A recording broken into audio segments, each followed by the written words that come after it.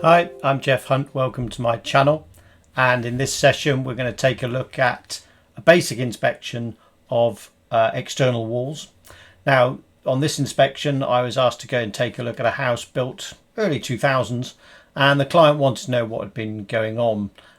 He knew that some extensions had been put in, but he didn't know how these had been particularly done and what he'd basically purchased. So this was quite an interesting case where I had to go along and take a look at all the evidence and give him some advice. So I took some quick shots of the front and rear elevations. So let's delve into those right now. But let's take a look at the conservatory. That's a UPVC detail.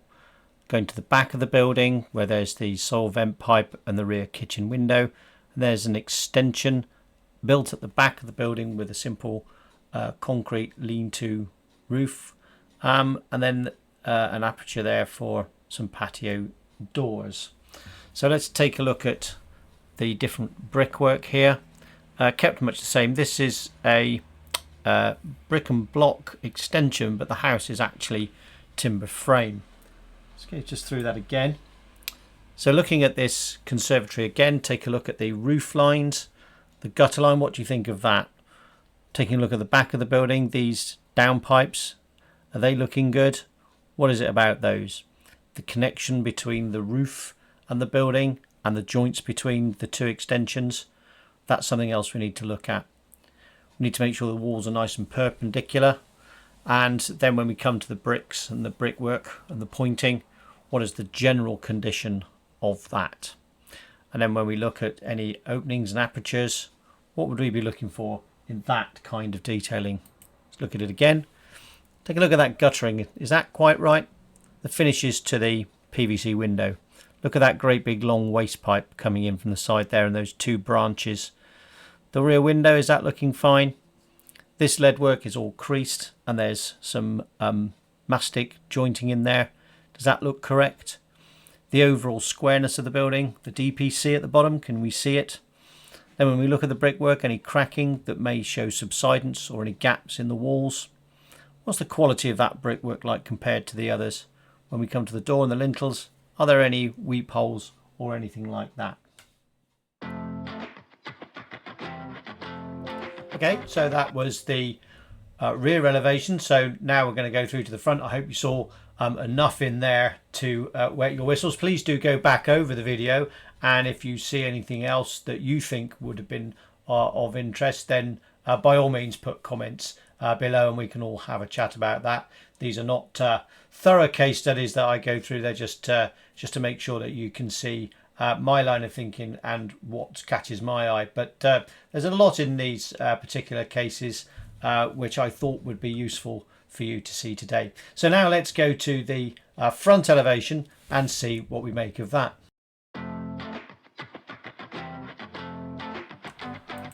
On first passing of this, we're taking a look at the general front elevation. This lean-to roof over a PVC bay. It runs for about 3 tiles on wooden brackets. Then we get the front door, what appears to be some form of the start of a porch area. Single brick by the look of things. Some gravel at the front there with the rainwater pipe from the roof above. Large cable above the lean-to. Stretcher bond brickwork onto a protrusion, an extension at the front of the building. Some waste pipes, gas meter. Then we come round to the front, single double glazed window. Stretcher bond brickwork with quite a lot of efflorescence on it. Let's take a look at this detail of the pointing and see what that starts to tell us. Taking a slightly closer look now at the window installation and the sill there in brickwork with some mastic around the edges. So if we go again, so let's take a look at this extension again. The bay window there, you can see that that has slightly dropped, and so there is possibly some problems here with the reinforcement. If you look at the load path from that roof, it is down through the bay window and just directly onto some wooden brackets, so they clearly need some closer investigation. And also look at that PVC finish as well. That's peeling quite badly, so that could probably cause problems. Looking at that flashing detail over the top of the roof again, probably the as-built. Not looking particularly clever. Some quite long lengths of lead work, but seems to be holding up reasonably well.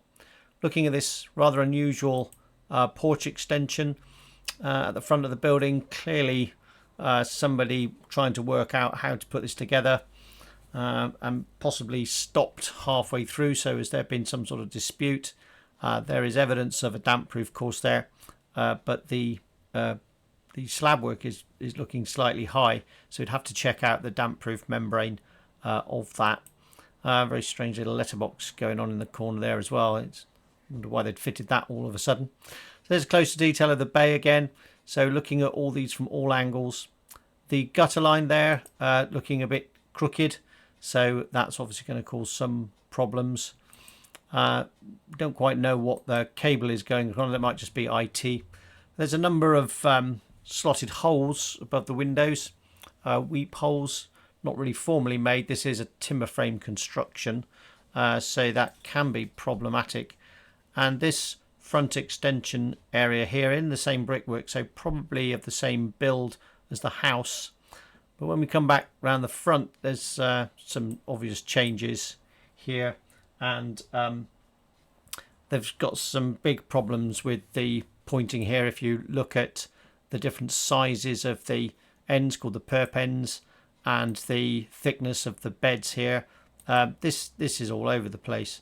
So obviously not a particularly either careful bricklayer or particularly well trained one. The efflorescence can show that there's too much salts in the mortar, and also that mortar's looking very, very sandy to me, so that could be a bit of a problem as well. The bricks pull the salts out of the mortar and just make it look worse. So the build quality here is not particularly good, and I think this has been a garage conversion. And when we look at the window as well, some very awkward detailing there, and somebody really just gobbing up all the joints with mastic, and possibly that second horizontal mastic line is probably the drain to the window.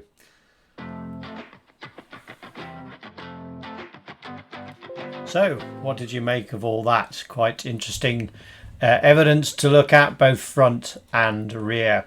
So what it transpired was that a side extension had been put on the back of a garage, which had then been converted into an office, none of which had any building regulation approvals. So I think my client's got one or two headaches there.